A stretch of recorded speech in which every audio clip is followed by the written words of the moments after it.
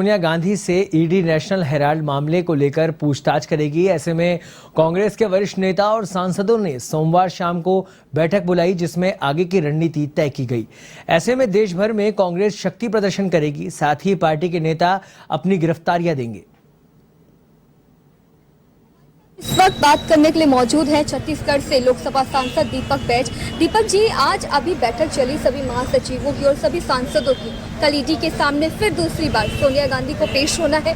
बैठक में क्या रणनीति पर चर्चा की गई? देखिए, बैठक में रणनीति ये है कि हम जिस तरह से कांग्रेस को परेशान करने का काम कर रही है भारतीय जनता पार्टी की सरकार, इस सरकार से हम लोग डटकर मुकाबला करेंगे और निश्चित रूप से हम झुकेंगे नहीं, क्योंकि जो चीज़ गलत किया नहीं है तो डरेंगे नहीं। ये कांग्रेस पार्टी ने तय किया है और निश्चित रूप से कल भी हम लोग पिछले तरह की हम लोग जंगी प्रदर्शन किया, उस तरह से हम लोग प्रदर्शन करेंगे, शांतिपूर्वक प्रदर्शन करेंगे और गिरफ्तारी देंगे।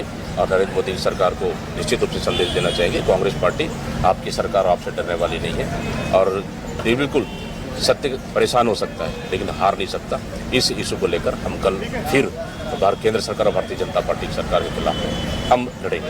दीपक जी, राजघाट पर धरना प्रदर्शन करने की परमिशन मांगी गई थी दिल्ली पुलिस से, लेकिन दिल्ली पुलिस ने नहीं दी है। कैसे देख रहे हैं आप? देखिए, क्योंकि पूरी प्रशासन केंद्र सरकार नहीं चाहती है कि कांग्रेस यहाँ पे प्रदर्शन करे, कांग्रेस अपनी बात रखे।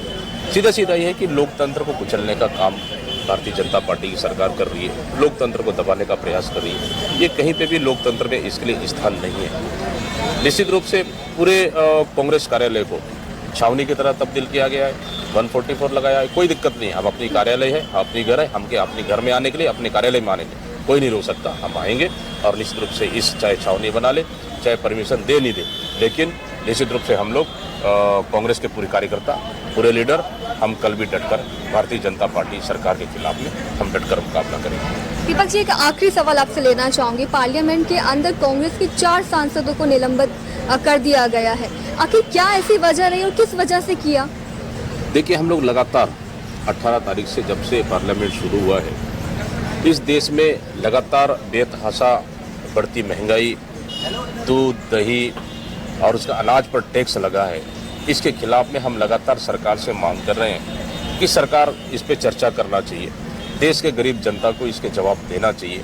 इस मांग को लेकर हम लगातार सरकार से, प्रधानमंत्री का हम जवाब चाह रहे हैं, लेकिन सरकार जवाब तो दे नहीं रही है, ना कोई जवाब देने को तैयार है। लेकिन यह है कि विपक्ष को कमजोर करने के लिए, दबाने के लिए वो हमारे कुछ सदस्यों को, कुछ 4 सदस्यों को उन्होंने निलंबित किया। इससे कांग्रेस पार्टी लोकसभा में कमजोर नहीं होगी, बल्कि कल आने वाला समय में, कल के दिन और आक्रामकता से लड़ेगी और हम लोग देश के भारतीय जनता पार्टी की नकाब हम देश के सामने उतार के रखेंगे कि ये सरकार महंगाई, बेरोजगारी और देश को चलाने में पूरी तरह से नाकाम हुई है।